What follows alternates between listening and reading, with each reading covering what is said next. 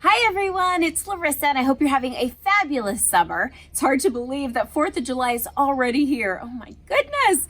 And while we humans love the family, the festivities, the food, and the fireworks, I've been told these little fur babies aren't quite as happy about them. What was that? Yep, that's what I thought. In fact, I did a poll and 10 out of 10 other pets agree. Fireworks are not on their favorite list. Yes. Oh, you're shaking. Aw, poor babies. Well, it should come as no surprise to hear that July 5th is actually one of the busiest days at animal shelters across the country because thousands of scared animals escape during the fireworks. It's really sad and it's a statistic that we all should be aware of. But you can do something about it and I'm going to show you how. So let's get started.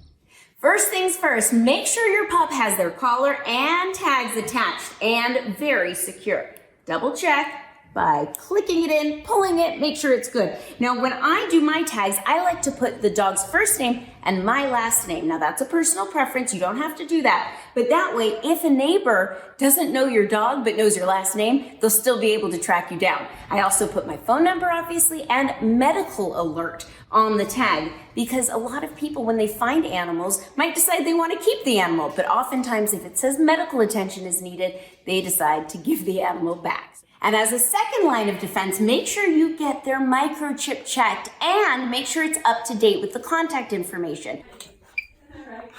It's picking up right away.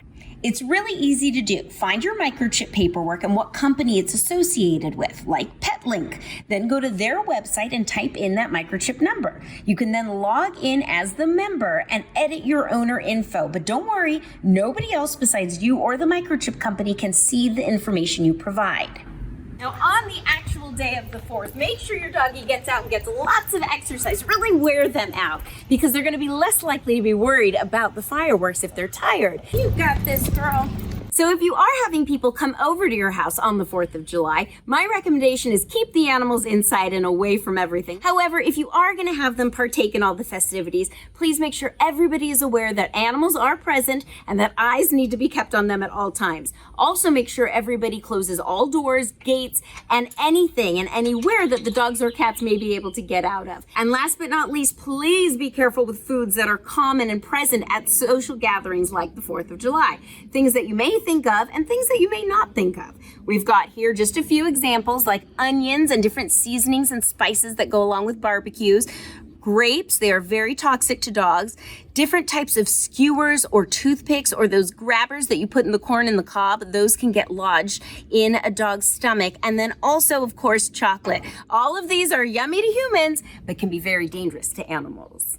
If you are going to leave the babies at home while you go out, make sure to choose a room that's safe and secure, that they can all be comfortable in, and make sure to always close all the doors. Now, another thing that you may not think about are windows. Now, even if they're high up, you want to make sure that there's no furniture that any cat or dog can get onto and then jump through the screen if they get frightened. It has happened. And just to be safe, close all the windows. You just never want to risk anything on a night like that.